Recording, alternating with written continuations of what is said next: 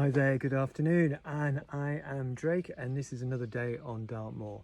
And today I just wanted to do something, it's a little bit seasonal, and that's creating a garland for your door. And a garland or a wreath, actually, as they're sometimes known. And you know, this time of year it's a great festival time, and people celebrate it in many different ways. And one of the ways that I like to celebrate it is bringing the green inside. But I like that to start right at the door. So what I want to do is, or what I have already done, is I've gone down into the woods and I've cut myself some lengths of willow. Now you can use other trees as well, and you can also do things like split the ends and then run them all the way across so you've got long, nice long pieces. And they want to be about as long as you can stretch your arms, really. And this kind of thickness here, it's about half the thickness of your finger, of your little finger. Anything bigger than that, they have a tendency to snap when you start bending them. And I soaked these for a few days in the pond so that it's got them nice and moist and flexible. So in theory, they should bend quite easily. And what I do is just trim off the ends of them like so, because they're too thin. And what I just start doing with each one is actually just giving them a little bit of a exercise routine. You know, it's like a warm-up exercise, and it's already getting them used to the idea of bending. And I'll do that with all three of these. And then what I'll do is down the bottom end. Now this is here is looking a little bit too thick. This is kind of closer. This is closer to the thickness you want, and as you can see, that one's quite a bit thicker than that. So I'm actually going to trim off the base of this one as well. So just make sure what the height is there. Trim off the base of all of these, so they're all the same length now as well. It doesn't really matter at this point whether they are the same length or not, but it's a good way to kind of just keep track of what you're up to.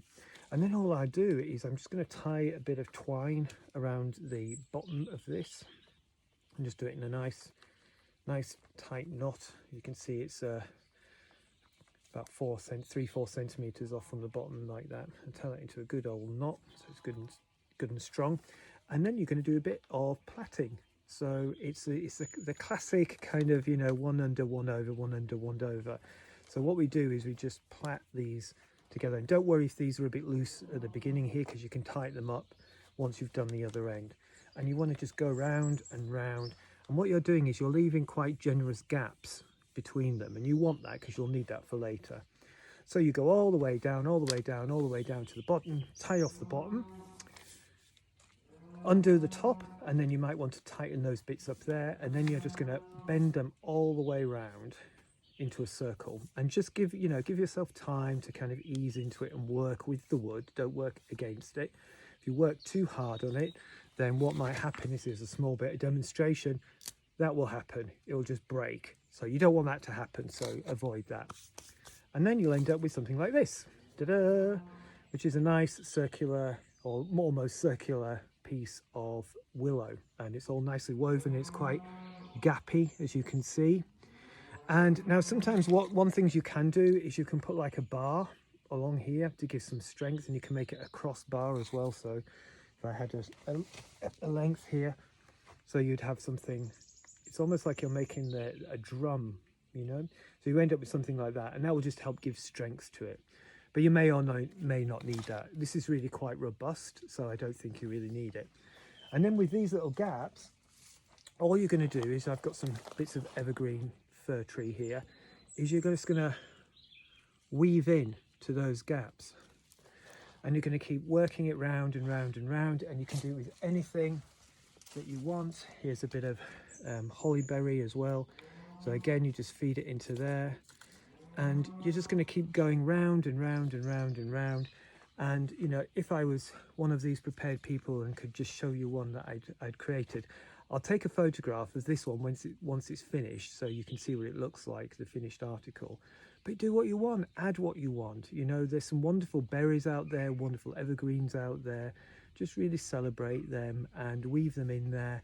I like to use all natural materials, because once it comes the new year, what I like to do is burn the whole thing. So it's kind of a release into the new year, the fire bringing in the new year. So that's what I do with these. So if you can keep it to natural materials, that's ideal. And of course, it's really quite sustainable. So yeah, okay, so really have great fun with that. And I wish you all the well over these holidays and look forward to seeing you again soon. Thank you for your listening. Bye bye.